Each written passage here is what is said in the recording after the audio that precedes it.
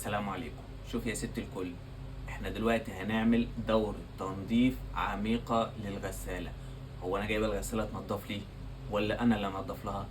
بص يا ست الكل، لازم كل شهر تعملي دورة تنظيف عميقة للغسالة، لأجزاء الغسالة. التنظيف اللي انت بتعمليه بالخل كده من بره لا، مش ده طبيعي. لا، أجزاء الغسالة الداخلية من جوه والمواسير لازم تعملها دورة تنظيف عميقة. دلوقتي هنعمل دورة تنظيف بالخل. خلي بالك، ما ينفعش الخل يتحط في الغسالة من جوه كل غسلة، لا ما ينفعش. ده بيتعمل أثناء دورة الغسيل كل شهر مرة. في ناس بيقولوا تحط الخل بدل الملمع أو تحط الخل مع كل غسلة، لا غلط جدا.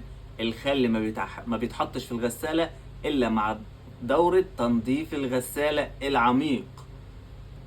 طيب قبل ما تعملي دورة الخل تعملي ايه؟ تنضفي اجزاء الغسالة العادي والطبيعي. دي الحاجات اللي زي كده تتنضف، بيكون في رواسب تتنضف كويس. الفلتر من جوه هيتفك كده، وطبعا هيتنضف كويس جدا زي ده من الرواسب زي كده. تتأكدي ان مفيش رواسب هنا، دي تتنضف كويس جدا برضو من الرواسب. شوف المية نضيفة هنا، مفيش رواسب، مفيش اي حاجة متنضفة تمام. وبعدين تركبي هنا بقى.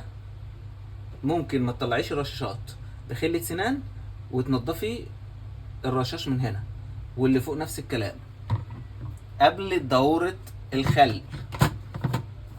تمام كده. ندخل بقى ونجيب كوباية. الكوباية دي كبيرة شوية، انا هاخد 3/4 خل عشان كبيرة شوية. جيب الخل يا ست الكل.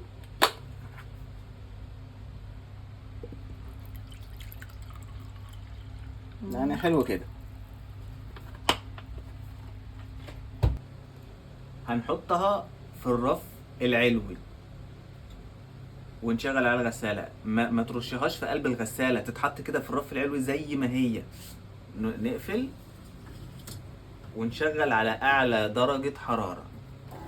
احنا خلينا نخلي ده كده الافضل، يعني عشان تبقى ثابتة وترتاح كده، تبقى مريحة كده، ثابتة احسن كده، واعلى درجة حرارة. دلوقتي يا جماعة في نص الدورة هنوقف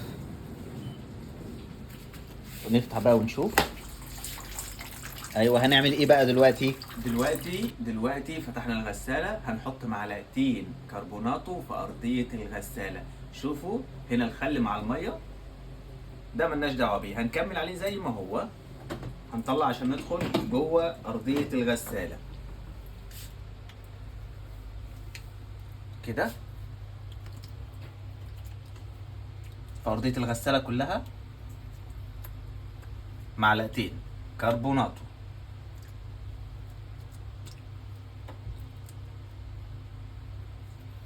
نقفل ونكمل الدورة بتاعتنا.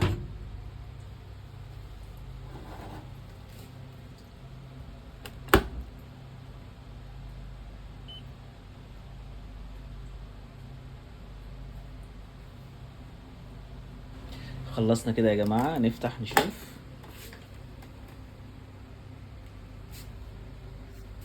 ايوه، نشوف بقى دلوقتي. طيب بعد ما عملنا الدورة وكله تمام، نشوف بقى الفلتر. نشوف الفلتر هيبقى شكله ايه. ايوه، فك. ادي الفلتر. اوبا، شوف بقى ده.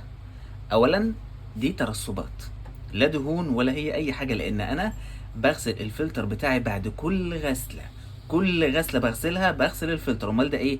بعد ده ترسبات.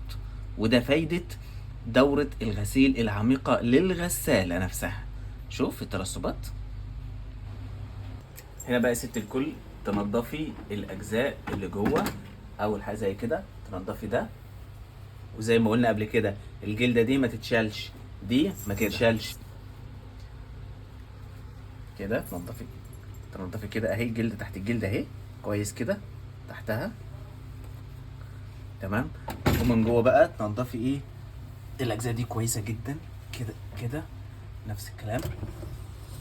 من فوق، كل الغسالة من جوه تتلمع بعد دورة العميق. كده يا ست الكل هنسيب الغسالة مفتوحة بعد ما خلصنا الدورة كاملة، هنسيبها مفتوحة. تمام كده كل حاجة. ما تستخدميش خل كتير علشان أجزاء الغسالة.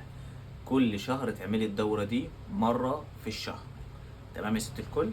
تابعوا قناتي على اليوتيوب، عليها الاير فراير، غسالات الاطباق، غسالات الملابس.